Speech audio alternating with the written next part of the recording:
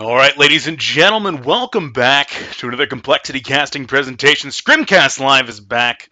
Thank you for joining me, guys. I'm your casting host, Beef, and we're getting into this game a little bit late. Sorry, this was all kind of last minute, real quick, and I've been undergoing some technical issues on my side for the past 3 or 4 days. Had some hardware failures and just overall trying to get everything sorted out. So had a little bit of a hard time getting started right now. But we are into this game. We do have Druidz taking on Complexity Gaming. coL back in the driver's seat after taking a break from scrimming for quite a while, but here they are. They're going to be playing against the Druidz, who they recently took third place in the gold division. They have advanced back up into the diamond division. So we're going to be seeing them in the cycle starting this Saturday. It should definitely be a very good cycle for Druidz. They, of course, did make their way back into Diamond along with the big boys, aka We Are Spies. Pencil's taken second place. If you haven't checked out that series, you most certainly should. And then, of course, fourth place was Vitriolic Gaming, rounding out the four that'll be moving up to Diamond to replace the likes of Call It Karma, Domain of Pain, Duel.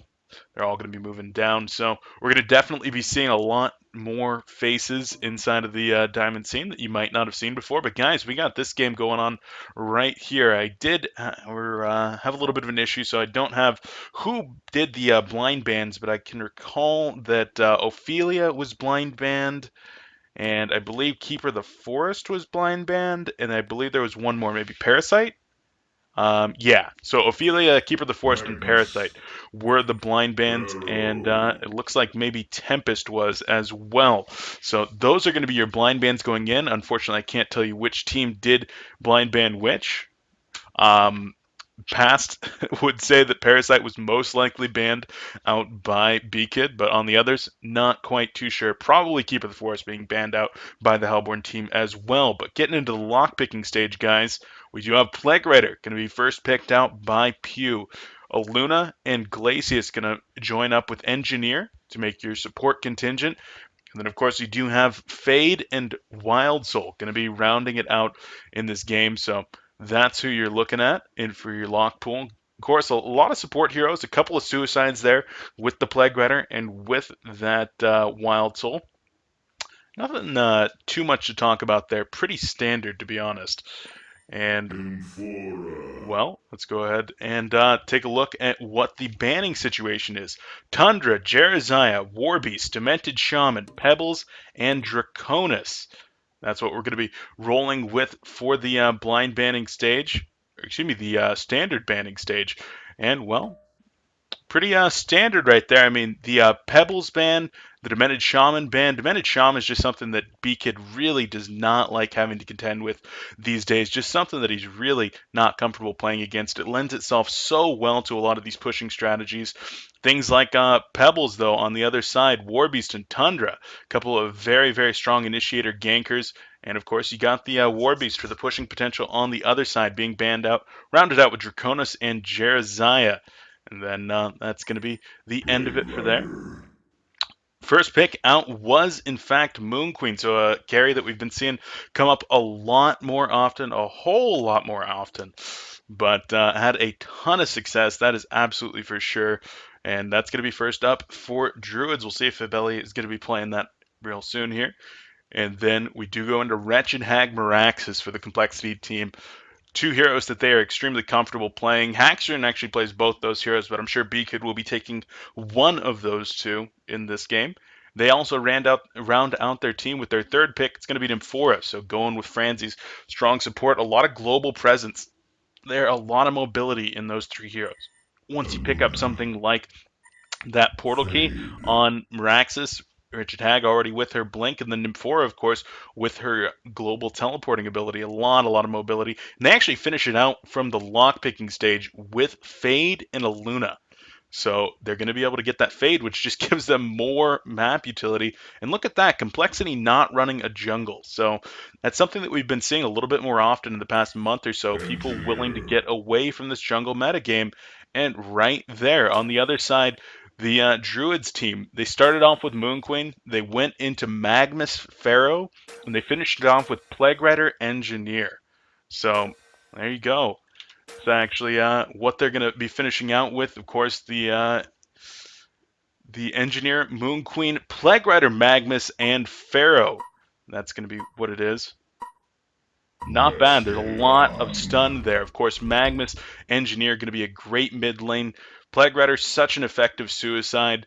And then, of course, Pharaoh, Moon Queen. I mean, I don't really know how they're going to do this without a jungle, to be honest. The Pharaoh really needs to get some solo levels, and they might actually run an offensive Trilon. I really don't understand what they're going to be doing here with the Magnus and the Engineer. But, you know, they're going to figure something out. So they are sending Plague Rider with Moon Queen. Actually, this is something that I have seen before from the Druidz team. They do actually like to run that Plague Rider Moon Queen.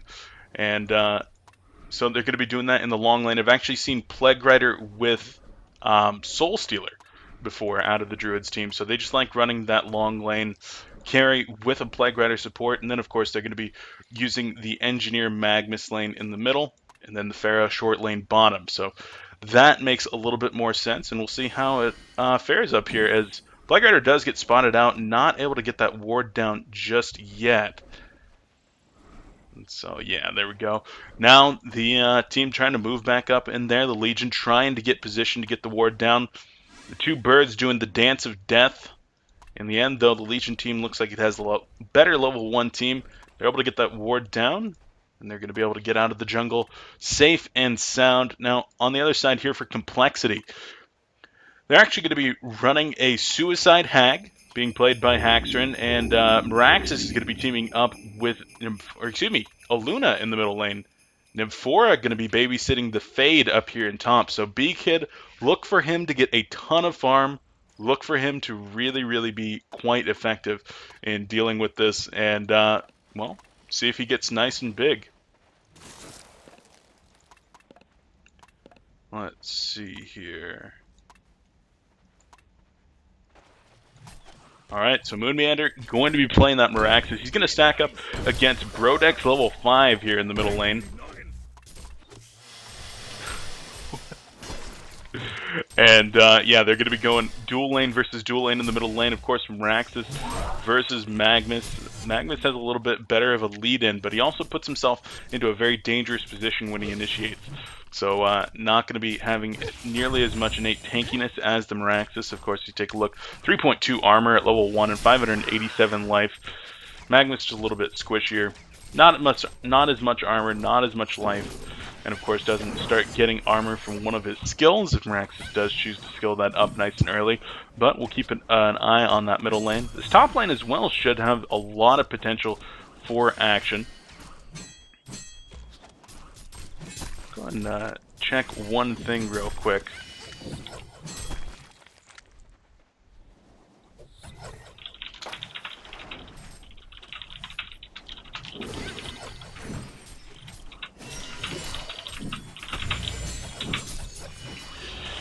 Oh, actually, a Burning Shadow is going to be going out onto Fabelli up here. The Moon Queen taking a lot of pressure, has to use a potion. Sorry, guys. Once again, just trying to get everything straightened out. I've had to actually reformat in the last 2 days and install like 3 new pieces of hardware, so I'm just trying to get everything straightened out. This is the first time I'm actually streaming since I had to put in a new video card and a new sound card and a new Ethernet card because I shorted out my entire system trying to put in a new fan in my on my graphics card. And so, just trying to get everything working properly once again. B-Kid having to use the Burning Shadows to escape in the top lane. And we'll be able to get out of there, no problem though.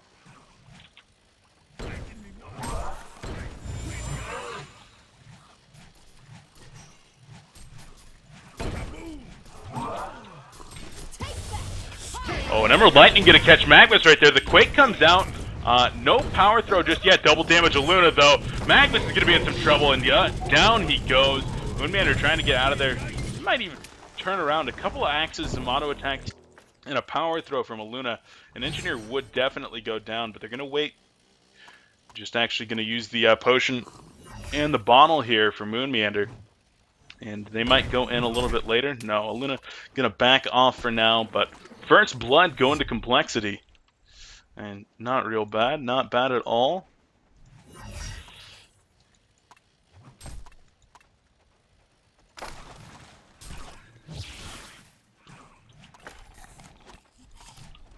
Fade up here in the top lane. Take a look at his CS, 11 and 2 currently, as opposed to the 9 and 1. So neither carry, or well, farming hero up in the top lane really getting the farm that they'd like to have. They're just both having to posture a lot more and just make sure that they're not taking too much damage. As Fade does take the stun up there, and Luna actually has taken a lava surge in the middle lane, getting slowed down by that keg as well. Meraxes, well, he connects with the power throw right there, and now Moonman are going to try to chase down the Magnus. Where's the Quake going to go off? A nice axe, the Quake! And, well, there's the auto attack to finish him off. Down goes DrDz level 5. That's going to be his second death. And the farming player in the middle lane all of a sudden in some real trouble. A nice keg right there to save himself. Engineer still might be taking some pressure, though. The power throw has already gone out, and Moonman are trying to get in there. Potion goes off, though, and Pew will be able to survive for now. Aluna, well, she's going to see that she's now in some trouble. The lava surge goes out, and down she goes. A Quake from Meraxes is going to be connecting with 2, but not going to be enough to turn around and get any kills just yet.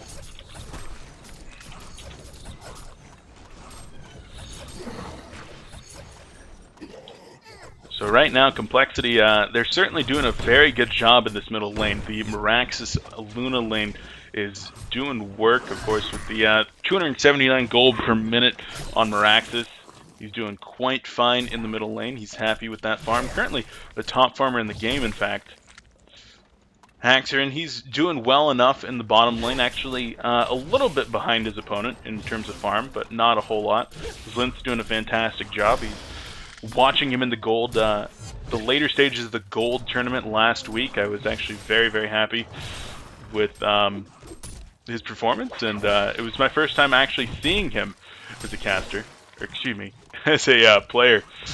So I was actually very impressed with some of his DrDz play, and specifically his Magnus. I recall one game that he did end up going like 9-0 and 11 or something on Magnus, and just looked very, very strong doing that. Ooh, Hag does miss the last hit on the catapult right there. Always interesting to watch players last hit when you get into those kind of juking wars with your last auto attack. As the Burning Shadows goes out onto Moon Queen. There's the Zeal stun. coL comes in. Where's the auto attacks? The Moonbeam going to be on to Fade now.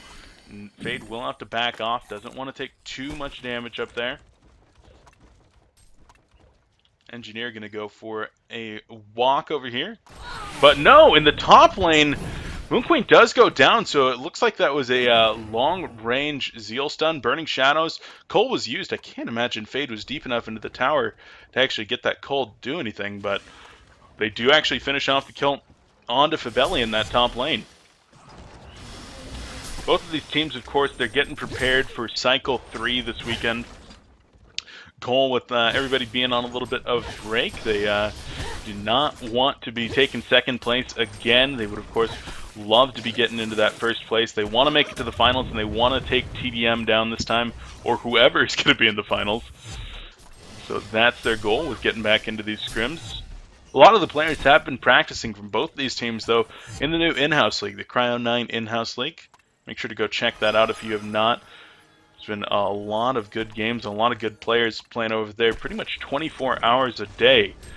So in the future, I think you'll probably see a lot of these top players. I know that Swindlemelons, Franzi, Trowel, they've all been doing a lot of streaming from that in-house league, so shout out to those guys. Lots and lots of good content for you guys over the holiday break, but of course next week we're going to be starting back up. Well, this weekend we're going to be starting back up with HoN Tour, and then we're going to be getting back into the Sound Blaster Heroes League at the beginning of next week.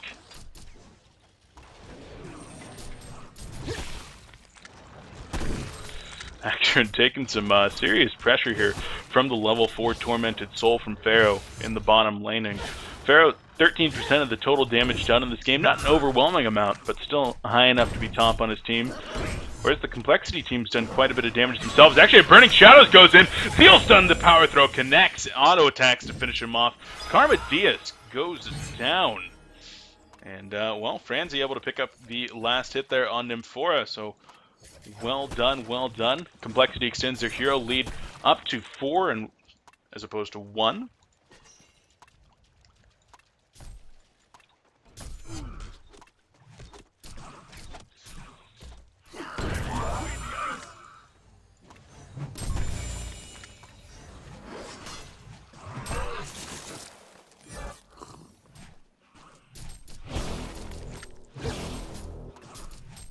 Oh, sorry guys. I had to take care of one thing that was bugging me here. Like, for some reason, a bunch of my settings got reset and everything, so as I'm going through here, I'm noticing more and more different things as the Matrax is being activated there in the middle lane. Mirax is trying to survive against Magnus and Pharaoh. Magnus is actually going to be going down. Pharaoh trying to close the distance. Mirax is going to detonate. There's the Quake. Seal Stun goes out on 2. N4 might be in a little bit of trouble. Power Throw is going to connect onto Engineer plus Pharaoh. Now Engineer's in some serious trouble. Auto attacks are there, and down goes Pew. Pharaoh in some trouble as well now, as Fade's actually going to find his way over there. Burning Shadow's available in another 4 seconds, and will Pharaoh be able to get the mummy wall off? There it is, and now no longer enough mana from Fade, and Pharaoh will be able to escape. So good play there by Zlint to actually get the wall off.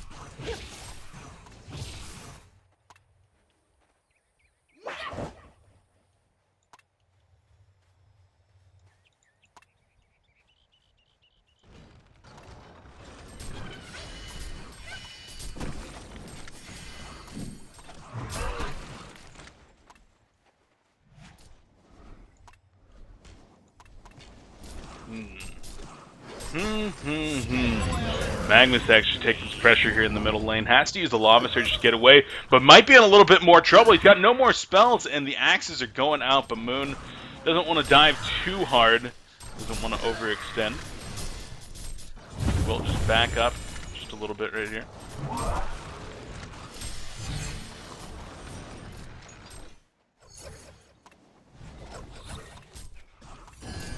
Queen and Plague Rider maybe tangoing a little bit with Fade here in a moment, but Beakid just content to kind of sit back a little bit.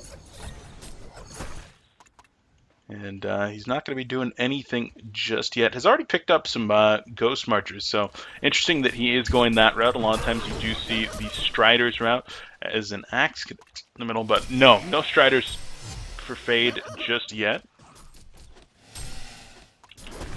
Bottom lane, Pharaoh taking some serious pressure here from Wretched Hag.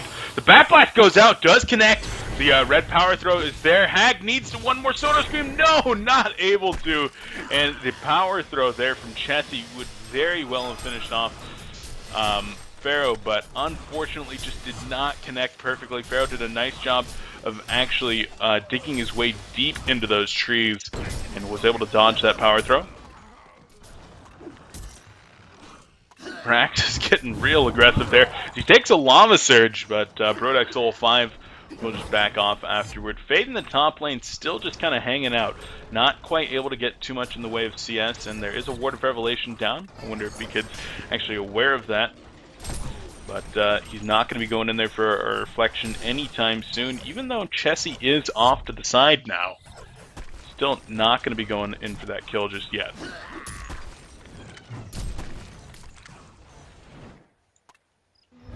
Pharaoh hanging out here in the middle lane now. Could be looking to set up a nice Wrath of the Pharaoh here onto somebody like that Nymphora, but as a Ward of Sight comes in here for the Hellborn team, if Pharaoh pushes up into this area right here, he will be spotted by that Ward of Sight, and immediately you'll see the Hellborn team fall quite far back, but in the end it looks like Zlint is actually going to be falling back of his own accord, saying no, there's not really too much of an opportunity here, as we're getting that chat bug again. As there is an engagement going on over here. Magnus in some trouble. Wrath of Pharaoh out onto Miraxis. The Matrax being activated, and Magnus is certainly in some trouble. coL goes down. Plague Ultimate bouncing around between a couple of players, though, catching a couple of the supports. It will be spread, though, a nice spread. And, well, Burning Shadows comes in. Can't get a connect with Fade, but not quick enough to save Plague Rider. HoN's going to go out onto Engineer. The Power Throw is going to connect. Miraxis Matrax, no, not even needed. And, well, the Zeal Stun actually going to be helping out, but Haxrin gets the last hit there, and was that a 4 for nothing? Looks like it. Complexity 9-1 up over the Legion team here. Druidz just falling further and further behind. Their Moon Queen still farming 271 gold per minute, and I've seen Fabelli on this hero before. He's very, very strong, very, very good at this hero, but of course he's just not really getting the farm that he needs, and he's not going to have the support from his team that he wants either.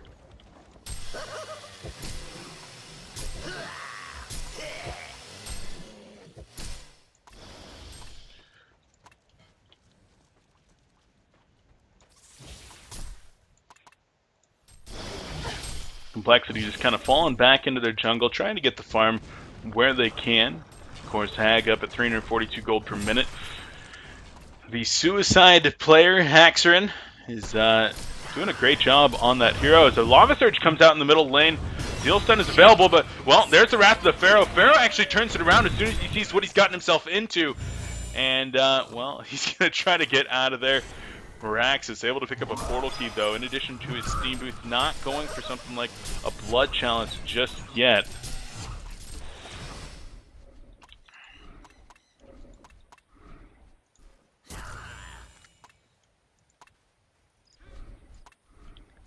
Garmatius on this Plague Rider, he's really suffering, just trying to get the warding thing done. He's playing dual support here with Engineer, but they're both at sub 60 gold per minute. That's the kind of gold per minute that you would have higher GPM just sitting in the well than actually being involved in anything. But of course, you wouldn't be able to get the levels, and they both have hit level 6, which at 14 minutes into the game, it's not incredible for a support, but you should be happy having your level 6 supports. Of course, getting that Engineer ultimate and that Plague Carrier ultimate available for your team will be very nice to have in a lot of these team fights. But of course, with no CS really to speak of for either of these players, 1 and 0 respectively, and 2 deaths on each of them. They are struggling in terms of farm. Neither one able to pick up boots just yet. Really just sitting there trying to get what they can done with the wards and minor totems.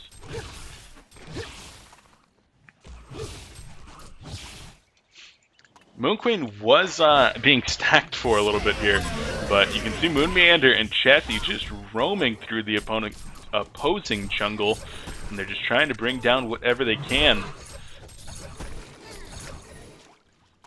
By clearing out those stacks, they're of course managing their opponent's resources as well as increasing their own gold advantage up to 8,000 gold, 4,000 experience here at 15 minutes into the game.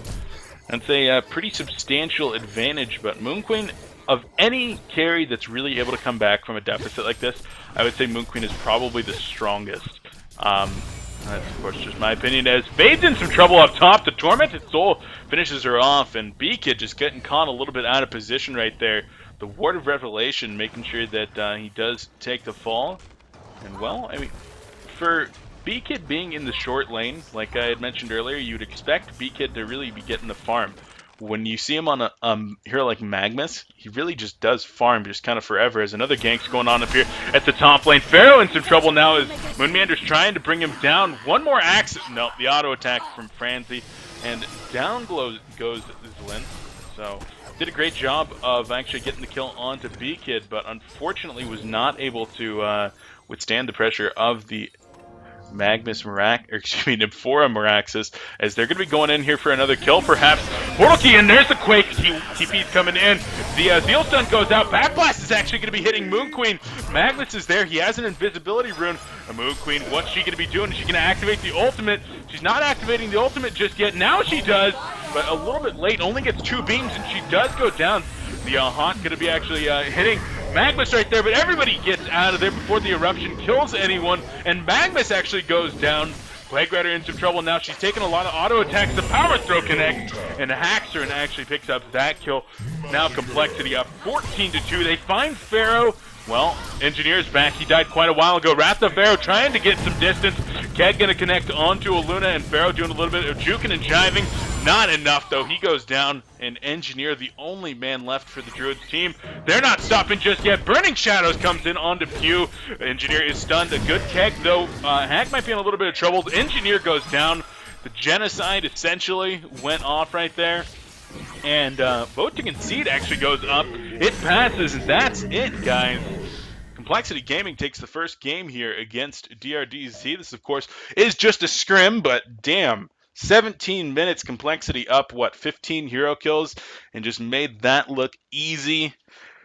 Oh, there's the stats for you guys, but, well, that is the game. I hope that you enjoyed that one. We're going to be going to a quick break, though, while we get the next game set up. So make sure don't go anywhere. This is Complexity Casting. coLcast presents Scrimcast Live with Beef. We got coL versus DrDz. We'll see if we have another game coming up here very shortly. Guys, don't go anywhere. We'll be right back.